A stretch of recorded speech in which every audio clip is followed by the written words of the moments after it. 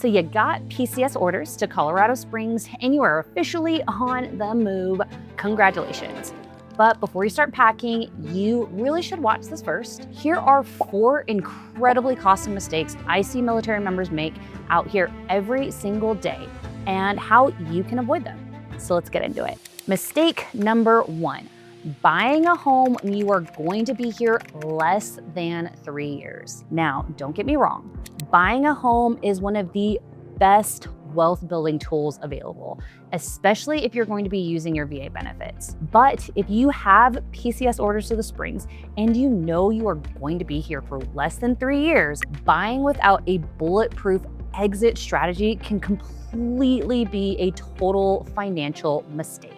And here's the harsh reality. When you buy a house, you have closing costs. When selling a house, you have agent commissions and closing cost fees, which is going to eat at least like 5 to 6% of your home's value. If you're only going to be here for 24 to 36 months, your property simply will not appreciate fast enough to cover those exit costs. You risk walking away from the closing table, having to write a check to sell your home, or worse, just having to do a short sale. Buying only makes sense in this very short window if you plan to flip the property, if you plan on turning it into a future rental, or if you plan to get a roommate and house hack.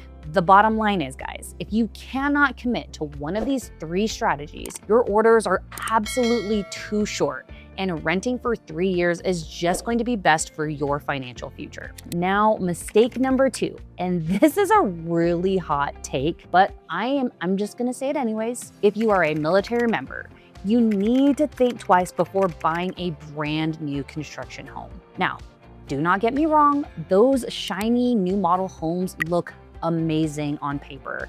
And right now, builders are offering lower interest rates or just a promise to cover your closing costs. It might feel like an incredible deal on day 1, but when you get PCS orders to leave, that's where you're gonna run into some trouble.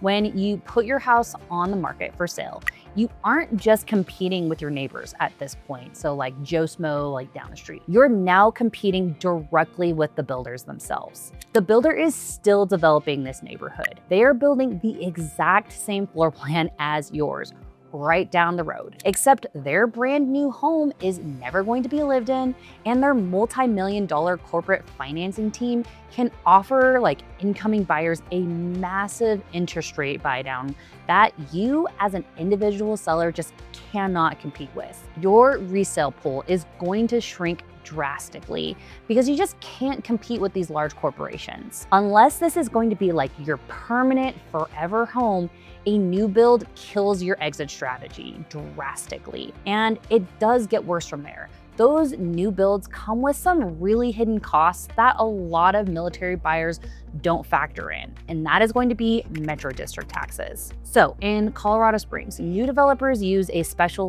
Title 32 Metro District to fund their roads and their utilities. This adds a completely separate, heavy layer of property taxes on top of what you'd normally pay. In fact, depending on the neighborhood, Metro District taxes can add anywhere from $1,000 to over $3,500 extra to your annual tax bill compared to just an established home in an older part of the city. That jacks up your monthly mortgage payment and just going to eat away at your purchasing power. So, key takeaway here, if you aren't planning to stay in Colorado Springs forever, that new build deal can turn into a massive financial headache when it's time to sell. Now, mistake number 3 is massively misunderstanding your commute times. Colorado Springs is geographically huge.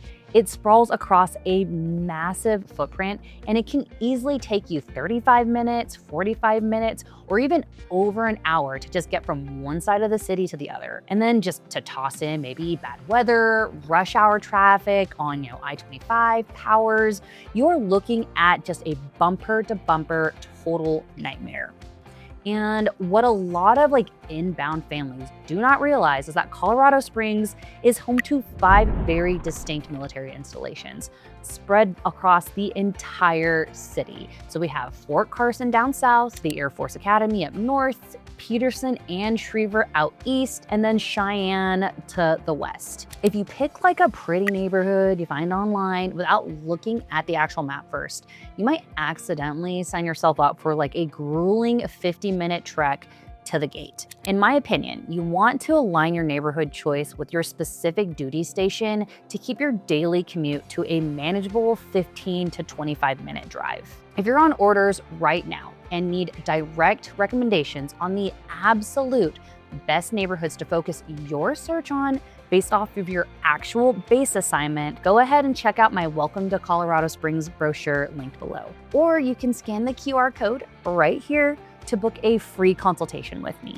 I help military members PCS to Colorado Springs every single day, and I would love to take the stress out of the move for you. And finally, the single biggest, most expensive mistake military buyers make out here in Colorado Springs is completely ignoring how our local geography impacts homeowners insurance. Colorado Springs is incredibly beautiful, but we do live with like two major weather realities. We have wildfire risks and severe hailstorms. And just depending on which side of the city you buy in, your insurance premiums will reflect that. If you're looking at like the gorgeous west side of the city, like nestled right up against the mountains, you are going to be dealing with wildfire country. While the mountains haven't seen like a major like fire in a really long time, the potential risk means that getting a comprehensive homeowner insurance on the west side can be incredibly difficult, and the premiums will be significantly higher. If you aren't completely dead set on like mountain living,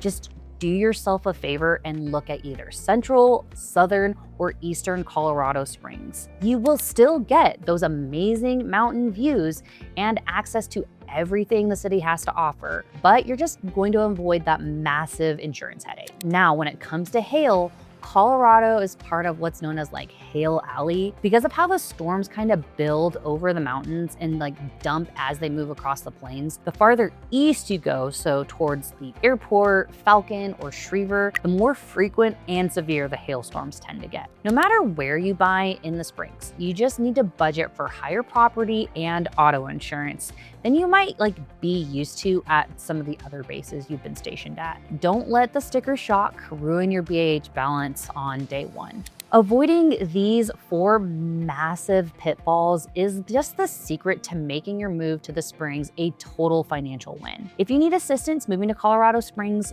please feel free to reach out to me.